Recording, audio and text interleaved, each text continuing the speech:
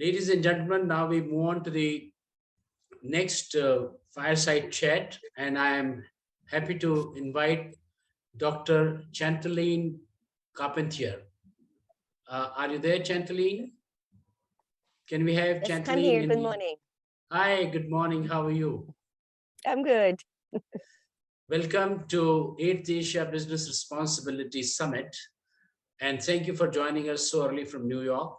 I also have with me my colleague and a member of the jury, as I announced earlier, Ms. Zareen Daruwala. She is the CEO of Standard Chartered Bank India, who will join us in this fireside chat. Can we have Zareen in the frame, please? Zareen, you will have to speak so that they can recognize, because you're... I am Zareen here. Yes, lovely. So, welcome once again on behalf of Asian Center for Corporate Governance and Sustainability. The title of this fireside chat with Chantal Line that we are having is the financing of SDGs on heels of COP26. Because barely a fortnight ago, as you have been hearing us, that we had in Glasgow, the world leaders stuck together to keep 1.5 degree alive. And they all focused on 4 focus areas, which I talked about in the morning. I'll not repeat it.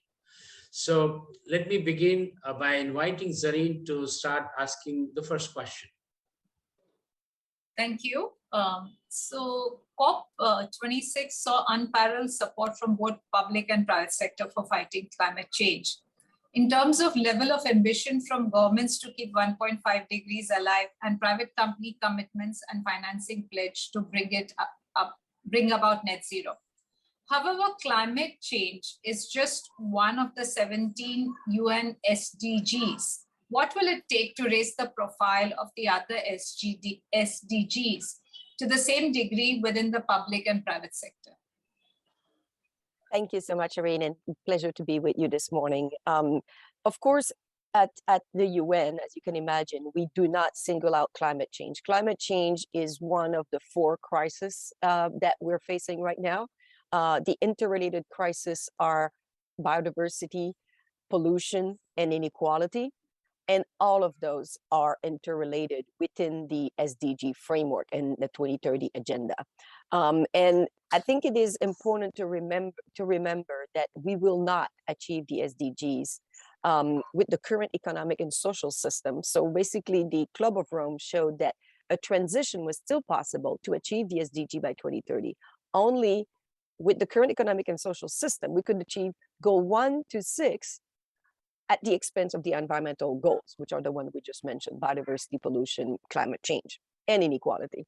And so we need to change the economic and financial system that we have. And this is what we at the UN are trying to do. One of the things that the Secretary General has just announced is that we will be working on, and I was just listening to the previous speaker, Mr. Wilson, as long as we're going to measure, the measure of progress will be GDP, that basically measure when we destroy nature, but doesn't measure when we actually regenerate nature. We will not be able to have investment in the SDGs the way at the level that we need them. So the Secretary General's call for working on beyond GDP. As you know, the UN has already, the Statistical Commission has already agreed on the system of national environmental accounting, where we will be measuring the decline in capital base assets. And now we're also looking at unpaid work and other social assets. And so the bottom line is, I think people, especially through the pandemic, this is something UNCTAD have been saying all along, we don't have an economic and financial system that actually serve the many, but only the few. And we hope that we can recover from this pandemic. And you saw, Sharon, that during the pandemic, a lot of the developed countries have abandoned their 40 years of very austerity measure, of the Washington consensus, of withdrawing of the state, and they've come in very massively in with fiscal and monetary policies to support the economy. This is something developing countries do not have the capacity to do, and that the international rule don't allow them to. And so we at UNCTAD feel that we need to have a greater discussion about how we measure progress, the solidarity towards developing countries that have not created this climate change. They only created 20% of this climate change.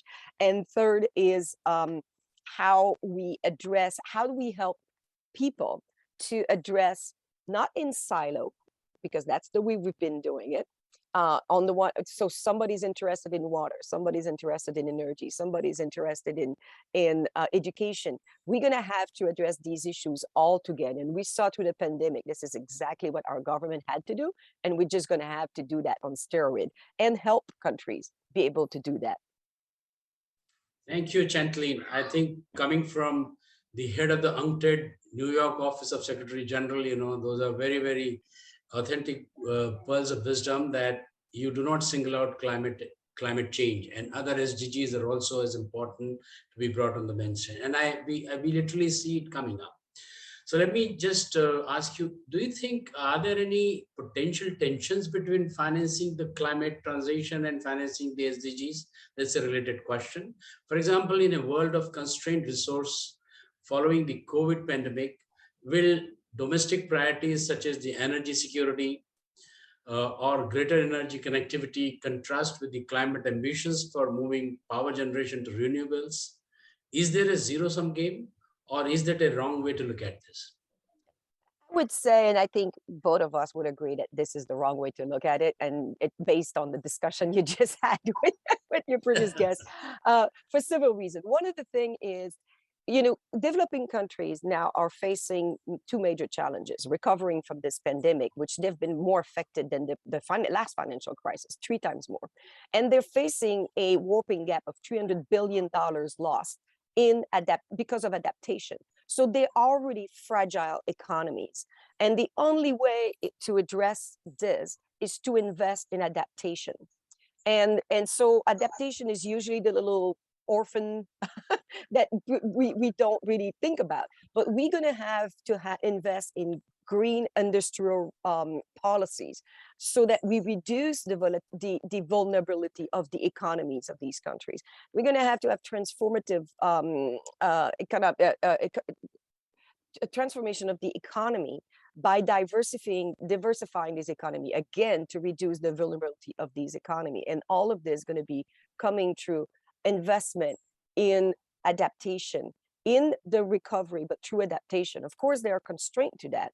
And this is where the zero-sum game comes in, is if these developing countries don't have access to the technology that allow them to leapfrog and to actually have these green industrial policies that actually allow them to mitigate their emission while they're actually adapting also to climate change. And so at UNCTAD, you would not be surprised that we're actually calling for some of these technologies, such as for renewable energy and for sustainable agriculture, 2 of the major sectors, that they should be public good. Just like the vaccine should be a public good, if we really believe that we actually want to get out of this pandemic at some point. It's the same with climate change. We're all on this little planet together. And so this is going to require serious reform in terms of, and then, Mahendra, we're next week, we're starting MC12 at the WTO. And a lot of the reform that are being talked about are basically excluding or taking out all of the development angle that had been built in, the little development angle that had been built in the trade rules is now being talked to be put aside. And it's not going to be working for developing countries. These rules are already preventing them from taking advantage and putting in place the policies that the advanced economies have put forward. And of all countries, as you know, India is one of the very active one at WTO on these issues. So I think that the zero-sum game only comes in if the developing countries are not given the fiscal space and not given the capacity and the access at affordable price to the technologies to be able to rebuild their economy more resilient, adapting to climate change, because they already have to adapt to climate change, as well as having support from the international community. We need massive public investment And I'm sure we're going to talk about that later, but also in private investment. Oh, thank you. That gives a lot of clarity. Over to you, Zareen. So COVID hit emerging markets and low-income countries really hard, as we all know, and the trends of rising level of poverty and inequality are likely to continue. What is UNCTAD's approach to support low-income countries? Yeah, so as I mentioned, we did develop this product. We did develop. We believe to help developing countries, and that's been the case since the beginning. They need a economic structural transformation. And we've been talking about productive capacity for decades, but we never had a measure to say, okay, what does that mean concretely to develop your productive capacity? And how do you measure? Is it going up? Is it going down? So we develop a productive capacity index that has several areas to help developing countries, emerging countries, especially the poorest one, to basically assess where they stand. You can imagine a spider diagram, and it's natural capital, human capital, energy, transport, ICT institutions, structural change, and private sector development. And basically with that, help them assess, we do a assessment of their capacity as it is on each of them, and then basically where the weaknesses are, and then help them partner, put them in a partnership with those that, because it's not going to always be UNCTAD that's going to be their partner to help them in each of these areas. Sometimes it's us, and sometimes it's the multilateral development bank. Sometimes it's the World Bank. Sometimes it's other partners, the OECD or others, to basically help them address those specific productive capacity. That's one way we're doing it. The other way is to basically calling on more fiscal space for developing countries, and we've done that through the push for the debt moratorium for developing countries to create fiscal space, the reallocation of SDR, unused SDR from developed countries, so that again that gives some fiscal space and some liquidity to developing countries. Also, we're calling for a restructuring, a new architecture for debt restructuring at the international level, so countries do not lose a decade of development because they're stuck in this restructuring of their debt. It should be like a business. It should be within a year you should be able to go back to solvencies, not within 10 years as it takes for countries right now. We're also working on illicit financial flows and trying to stem those. And so that's on the one hand, trying to look at the international architecture to help developing countries. On the other hand, we're also looking at how do we ensure that investment, private investment, flows to these countries and flows to the SDGs in these countries. And for that, we identify two major areas, the upstream and the downstream. So upstream is we're seeing a huge increase, and you all know that because you're working in this area, Mahendra, but in terms of investment fund and bonds and financial instruments that are related to the SDGs, social, environmental. But the problem is these funds do not get to developing countries, especially the poorest of the poor countries. So how do we do that? And one of the, so before we go there, so that's the ones on the upstream. So we're working to see what are the best practices. How do you secure that those are actually not greenwashing, as was mentioned earlier, but they're really investment that we can say they are green, they are sustainable, they are SDG aligned. So that's on the one hand. On the other hand, we need to work downstream. There's a lot of money out there, and that money doesn't get to developing countries. And everybody's been saying, well, there's no bankable projects in these countries. How do we develop that? How do we address that? And this is something that we're working on right now with investment promotion agencies, with export agencies, and basically looking through as the countries are putting it back in place industrial policy, which was shown on for the last several years, and now with the advent of digitalization and the need for relaunching our economy. And we have more than 100 and some industrial policies that have been put in place over the last few years. So how do we ensure that these industrial policies that often have special economic zone actually are aligned with the SDGs, and that out of those we help countries develop these bankable projects that often needs to be regional to have the right size? And so that's kind of in a nutshell the approach that we take. We also help developing countries take advantage of digital trade, e-commerce, and also to look at how they can reduce their cost of trade. We saw that trade shut down during the pandemic. It's not recovered for developing countries. And one of the best way would be to reduce the cost for these developing countries. So we're working with them on their custom measure on to basically reduce the number of paperwork and days and costs for exporting companies in these countries, often our small, medium enterprises, by working with government to have single windows where all of this can be done and then clear through the custom directly, so that the small, medium enterprises can take advantage of e-commerce. Thank you. Sorry, that's a lot, but in a nutshell.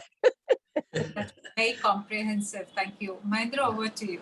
Okay, thanks. So picking up on my previous question, Chantal, there is much concern over the failure of developed countries to meet their promise to provide $100 billion a year to help the developing countries finance the climate mitigation and adaptation. Do you think, in your opinion, has the concern been allayed at COP26? No, we all seen it's one of the major concern with COP26. We did not achieve that. The financing for climate is one of the objective that we have not achieved. It's been postponed to 2023, but we've seen that this promise have been made for a long time now of reaching that $100 billion a year, and we've not reached it. The OECD's we said that we are about at 75, 80 billion. And now that countries will be more fiscally constrained, we're really worried that unless there's some sort of built-in measure that this money is not going to materialize. We estimated that $155 billion of ODA is missing, in the sense that if you calculate at 0.07% of commitment from the developed nations to developing countries over the past decades had been paid, that's $155 billion. Now we're saying there's additional $100 billion a year, and we're not seeing serious attempt. There's 4 countries that have put forward their commitment for that $100 billion, towards that $100 billion. We feel that there needs to be some built-in mechanism to do that, through a Tobin tax or some sort of everybody's talking about a carbon border adjustment measures. Some of that fund should be directly targeted towards funding developing countries adaptation and mitigation. So we need to think creatively of measures that are institutionalized if we want to make sure that that money materializes, because developing countries will need that money.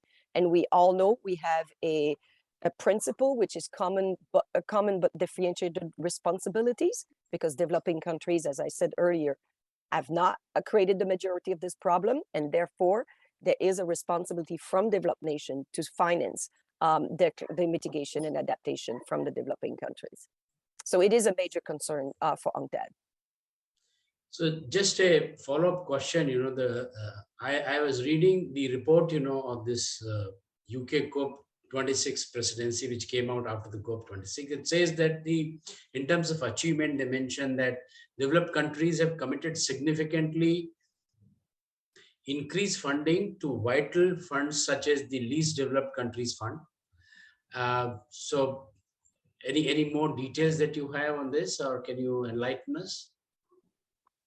No, not really. I don't have the detail on that one. So yeah, rather not give false information. So Zareen, then over to you for last question. Thank you.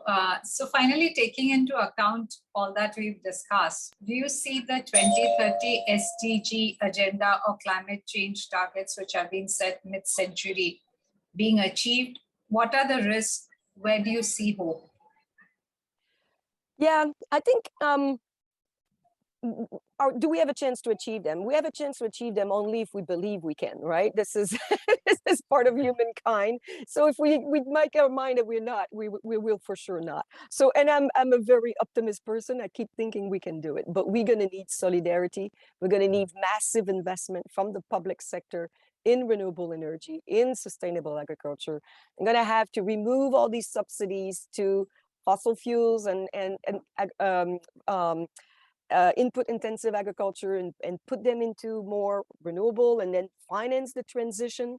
We don't often talk about, we talk a lot about divesting, but we don't talk about financing the transition. How do we ensure that developing countries that already have very few assets don't have stranded asset in these fossil fuel, for instance, that they may have, these coal reserve or these natural gas reserve that they may have. So we need to help them use these resources to finance their transition if we want to get there. And we need to make sure the country, as I mentioned, have technology. We need to have a international infrastructure and architecture that actually truly goes back to the spirit of Bretton Woods. That is, we're all in this together, because we're seeing a lot of volatility right now. And I think the good news is, coming out of COP26, and it's been mentioned earlier in your program, is that the private sector finally gets it, and the financial sector especially is getting it. They're not there yet. They haven't figured out exactly, but they know they have a systemic risk in their portfolio and they have to work. And I think we're going to get it. We're going to get to this. And I think Mr. Wilson was mentioning this. If the private sector gets with the public sector, with the stakeholders in the same room, and we discuss, we need to be in the same room and discuss about how do we achieve a transition, a net zero in the renewable, in the energy sector, in the shipping sector, in the agricultural sector. And we're going to have to do that one by one with all the stakeholders at the table. In the past, Shireen, we had, in the past, the government thought they could do that alone. Then they realized they couldn't. Then the Multilateral Development Bank thought they could do it alone. And then they realized they couldn't. Now it seems like the private sector think they can do it alone. They just can't either. But all together, we can do it. And then with colleagues like you and Mahendra and others that actually put their mind to this, I think we can actually put a dent into it and make progress towards it, so that it gives hope to our children, and so that we keep going in that direction and with these Great. ambitions. Those are the lovely concluding words, I must say. And I think you have had the last word at this 8th Asia Business Responsibility Summit. Let me thank you profusely for being so spontaneously, having agreed to all our questions and have answered them so clearly. Thank you, Zareen, for joining me and making this Fireside Chat as effective as it has turned out to be. Because money is extremely important. It's lifeblood for not only individuals, for these communities, for countries, and for the world. So funding SDGs, I think we are a lot more wiser today after hearing Dr. Chantal Line Carpentier. Thank you very much for that.